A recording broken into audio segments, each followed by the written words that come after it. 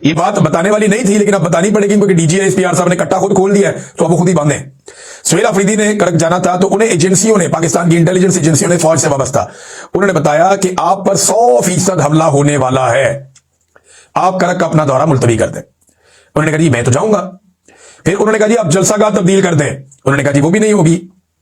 उन्होंने कहा जी पहाड़ों पे आके वो बंदे बैठे हुए हैं जिन्होंने आपको टारगेट करना है, आपको क्यों समझ नहीं आ रही, आपको कत्ल कर दिया जाएगा, जलसागाह तब्दील कर दें। उन्होंने जलसागाह तब्दील नहीं की।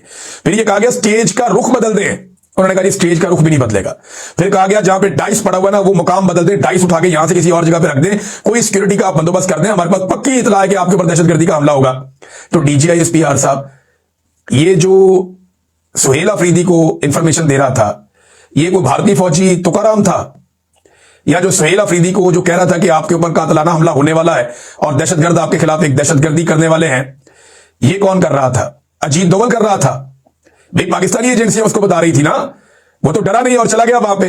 तो देखें, ये बार बार ये तासुर देते हैं कि पीटीआई दहशतगर्दों के साथ मिली हुई, ऐसा नहीं है। पीटीआई ने कभी भी नहीं कहा कि दहशतगर्दों से मुज़ाकरात करो। पीटीआई ने हमेशा ये कहा कि जरगा बुलाओ, बैठ कर फैसला करो।